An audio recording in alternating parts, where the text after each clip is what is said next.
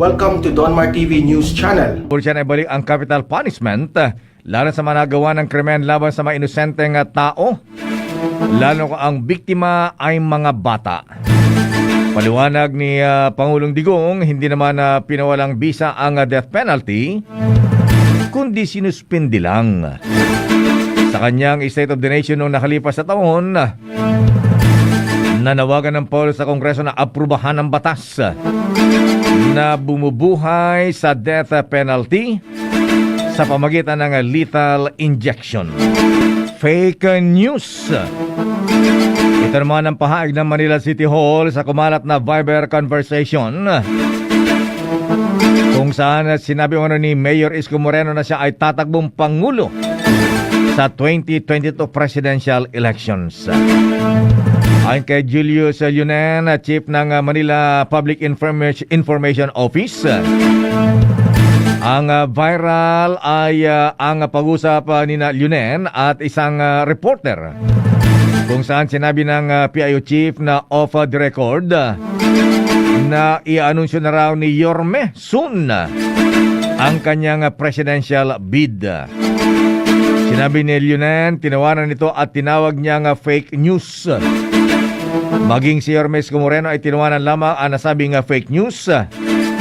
At kinantsawan pa si Yunen na nabiktima ng tinatawag nilang tolongges ang nasa likod na maling balita. Walang mangyayaring face-off sa pagitan ni Mayor Inday Sara Duterte Carpio at Senator Bongo sa 2022 presidential elections. Reaksyon ito ni Presidential Spokesperson Harry Roque nang tanungin kung sino ang kanyang susuportahang kandidato sa pagkapangulo sakaling parehong tumakbo sina Sara at Senator Bongo. Ayon kay Roque, malabo ang posibilidad na maging magkalaban sa presidential race ang dalawang opisyal na kapwa malapit sa Pangulong Duterte. Paliwanag ni Roque, tatakbo lamang sa pagkapangulo si Bongo kapag hindi tumakbo si Inday Sara at kung ang magiging katandem nito ay ang Pangulong Duterte.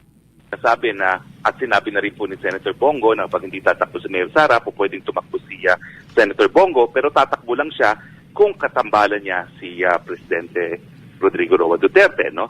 So sa akin po, tignan muna natin mga pangyayari, no? Kasi parang merong mga different scenarios at ang decision po ng Presidente, siyempre, ibabase niya sa anong pinaka-nakakabuti sa ating sambayan. Depensa naman ni Pacquiao bilang Pilipino ay kailangan niya magsalita para protektahan. Ito. Dito pa lang sabi ko nga anak naman ng putya yan, no? Ay, nako. Sabi niya dito, I respect the President's opinion but humbly disagree with his assessment of my understanding of foreign policy. I'm a Filipino voicing out what needs to be said in defense of what has been adjudicated as rightfully ours. Una-una, hindi ako naniniwalang si Pacquiao ang nagsabi nito. Ako ito lang sa aking sariling pananaw. Feeling ko meron na namang amuyong na bumulong sa kanya at sinabing, uy, sabi ni Pangulong Duterte, kailangan mo daw mag-aral, sagutin nga natin ng matalino. Sa loob-loob ko, mali. Bakit? Obvious naman. Sa tingin ko lang napaka-obvious naman na hindi siya ang nagsalita ng ganyan. Hindi ho ganyan si Pacquiao magsalita. Yung mga naman bumubulong sa kanya. Ang pangit naman ng advice niyo sa kanya. Alam mo, hindi niya kailangan mag-English to prove na meron laman yung kanyang utak. I always believe, sabi nga in English, language is not the basis for intelligence. Diba? Kasi dito pa lang parang pinuprove nila na merong kakayanan o merong talino si Pacquiao. And ito na nga, dito na nga ako naiinis Sablay na naman The way you are trying to prove na merong utak si Pacquiao, dadaan nyo sa English. So pag marunong mag-English, matalino na, ganun ba yun? Diba? I'm sorry this is just my opinion This is just my opinion. Na sa tingin ko, hindi siya nagsabi nito. Sa tingin ko, may amuyong na naman sa kanya. Alam nyo, sa totoo lang, magpakatotoo po kayo. Kayo hong nakapaligid kay Pacquiao.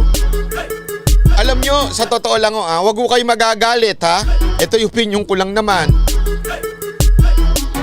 Lalo nyong pinapahiya si Pacquiao. Maawa. Ako mismo naaawa na doon sa tao.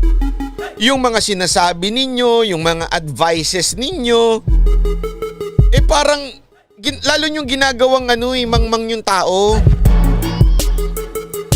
Maganda na nga sana yung kanyang intensyon. Magpakatotoo na lang. Sana po wag yun naman siyang ipahiya sa taong bayan. Alam nyo, idol ko pa. At wala akong biro, idol ko yan si Pacquiao. Sa boxing. Di ba sinabi ko na sa inyo, idol ko yan sa boxing. Idol ko yan sa talagang, sabi nga ni mo, memorize ni Pacquiao ang Biblia eh. Alam mo yun, ang ganda-ganda na eh. Ang sa akin lang naman, sana yung magpakatotoo, wala naman pong masama kung magtagalog na lang siya at sabihin niya, ito ang aking pananaw. Sa tingin ko, mali si Pangulong Duterte dahil ganun, di ba? At naniniwala ako bilang isang Pilipino, ito ay aking opinyon at karapatan na magkomento patungkol dito. O kaya, ito na lang Senator Manny Pacquiao, siguro mas maganda kung ito suggestion ko, kunwari ako advisor mo, mas maganda siguro kung isasabihin mo na lang, I will take the advice of the President. Ganun. I will humbly take. Alam mo, pag sinabi mo Tagalogin na lang natin.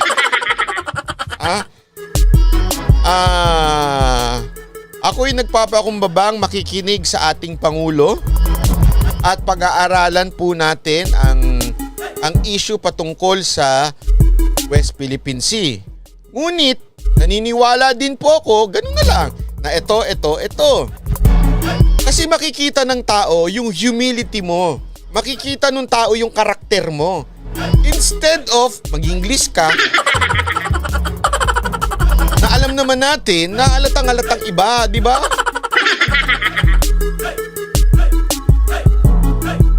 Ang dating tuloy, parang nagiging katatawanan ka sa taong bayan. Di umano. Di ba? Pag-aari ng Pilipinas. Naniniwala siyang ganito rin ang sentimento ng maraming... Ay pwede mo nang sinabing naniniwala po ako na ang sentimento ng mga Pilipino ay ganito, di ba? O di sana maganda.